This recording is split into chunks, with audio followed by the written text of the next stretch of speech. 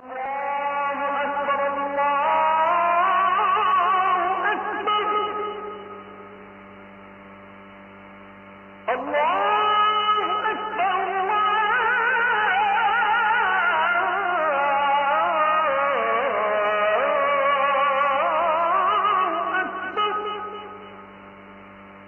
জুমার দিনে আক্রান্ত হয়ে আল্লাহ 7 দিন কেন রাখলেন? অনেক ভাবলাম, তৎক্ষণাৎ তো মরতে পারত।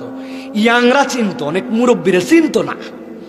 আল্লাহ 7 দিনে সব মুরব্বী পর্যন্ত পৌঁছাইতে থাকে। হাই হাই, এই ছেলে বলে কিরে, এই ছেলে বলে কিরে, যা বলে তাই তো আগুন, যা বলে তাই তো বারুদ, ঠিক না? জাতির কাছে বলতে চাই, ওসমানের জন্য মায়া কান্না করে লাভ নাই। তার আমল সে নিয়ে চলে গেছে, লক্ষ লক্ষ মানুষের দোয়া পাইছে। এখন আমাদের যেটা দায়িত্ব, সে বারবার বলেছে যে আমার হত্যাকারীদের বিচার করতে হবে। আমি যদি হত্যা হয়ে যায়, একটাই আবদার, একটা সুষ্ঠু বিচার করে দেখায়েন। শুধু আমাদেরকে যদি কেউ গুলি করে মেরে ফেলে, তাকে যেন ধরে বিচার করা হয়। আপনি যদি আজকে আমাকে, জাবেরকে, আমাদের টিমকে মেরে ফেলেন এবং তার যদি বিচার করতে না পারেন, তাহলে নতুন কেউ জন্মাবে না। আবেগের বক্তব্য দিচ্ছেন, তোমাকে বিদায় দিতে আসি না, এই সকল কথা অন্য লোকেরা বলবে, আমি বলবো, সাধারণ লোক বলবে। রাষ্ট্রের দায়িত্ব যে থাকবে, তে দীপ্ত কণ্ঠে বলবে তোমার বিচার করব, তোমার আসামিদেরকে ধরে দৃষ্টান্তমূলক শাস্তি দেব, এতদিনের আলটিমেটাম দিলাম, চেষ্টা করব। এটা হবে রাষ্ট্রের প্রধানের বক্তব্য। রাষ্ট্রের প্রধান কোনো আবেগ দিবে না, ঠিক না? ভুয়া আবেগ আমরা শুনতে চাই না। কি করছে ভাই? কত লোক তো 100 বছর বাঁচলো, কত লোক 50 বছর রাজনীতি করে ফাটায় ফেললো, এমপি হলো, মন্ত্রী হলো, হেন কিছু হলো না। 3 বারের প্রধানমন্ত্রী, 5 বারের রাষ্ট্রপতি, এগুলা ডায়লগ শুনছি না আমরা। কিন্তু আল্লাহর বান্দা 32 বছর বয়স পাইল, কি করছে? ইসলামের পক্ষে ছিল, শানিত যুক্তিতে ইনসাফের পক্ষে কথা বলতো, বাংলাদেশকে ভালোবাসতো, আল্লাহ আল্লাহ রসুলকে উপরে তুলতো, ইমানের পক্ষে ছিল, LGBTQ সমকামিতার বিপক্ষে কথা বলেছে, সে ইনসাফের পক্ষে কথা বলেছে। আল্লাহর বান্দাকে আল্লাহ কবুল করছে, ঠিক না?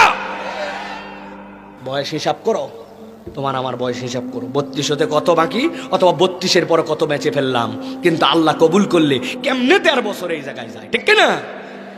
এক জুমার দিনে আক্রান্ত হয়ে আল্লাহ 7 দিন কেন রাখলেন? অনেক ভাবলাম, তৎক্ষণাৎ তো মরতে পারত। ইয়াংরা চিনত, অনেক মুরব্বীরা চিনত না। আল্লাহ 7 দিনে সব মুরব্বী পর্যন্ত পৌঁছাইতে থাকে। হাই হাই, এই ছেলে বলে কিরে, এই ছেলে বলে কিরে, যা বলে তাই তো আগুন, যা বলে তাই তো বারুদ, ঠিক না? আবেগ মোটিভেশন দেওয়ার বহুত লোক আছে, ওরা পাড়া মহল্লার লোক ওই কথা বলবে। আপনারা বিচার করে দেখান, হিম্মত থাকলে আসামি নিয়ে এসে দেখান, কোথায় আছে দেখান। একদল কোথার থেকে বলতেছে দেশের থেকে বাইরে চলে গেছে, আরেক দল বলছে দেশে আছে। এত বিভ্রান্তিকর কথা আমরা শুনতে চাই না। আমরা ওসমান হাদির বিচার দেখতে চাই। প্রিয় ভাইয়েরা, আপনারা শপথ নেন আল্লাহ রাব্বুল আলামিনের জন্য ডেডিকেটেড হওয়ার, কোরআনের জন্য ডেডিকেটেড হওয়ার। হাদির আবেগ বিক্রি করলে হবে না। আমরা এই বক্তব্য দিয়ে আপনাদের কাছে কেবলমাত্র একটা আবেগ সৃষ্টি করব, এটার কোনো লাভ নাই। হাদিকে অ্যানালাইসিস করেন, 3টা জিনিস তার সাথে ছিল। শহীদি তামান্না, এটা হৃদয় থেকে না আসলে হয় না। জীবন আল্লাহর জন্য দিয়ে দিব, এটা কথায় কথায় বলা এত সোজা না। 2 নম্বর যুক্তিগুলা দেখেন, শানিত যুক্তি, তুখার মেধা, তার প্রয়োগ। আপনি আজগবি একটা কথা বলবেন, খালি হই হই করবেন আর গরম মারবেন, এই দিন নাই। আপনার যুক্তির পিঠে অকাট্যতা এবং আপনার দালিলিক ভিত্তি থাকা লাগবে, ঠিক না? 3 নম্বরে ইনসাফ, মানসিকতা। আল্লাহ বলেছেন ইন্নাল্লাহা ইয়ামুরুকুম বিল আদলি ওয়াল ইহসান। আল্লাহ দায়িত্ব দিয়েছেন তোমাকে আদালতের পক্ষে থাকতে হবে।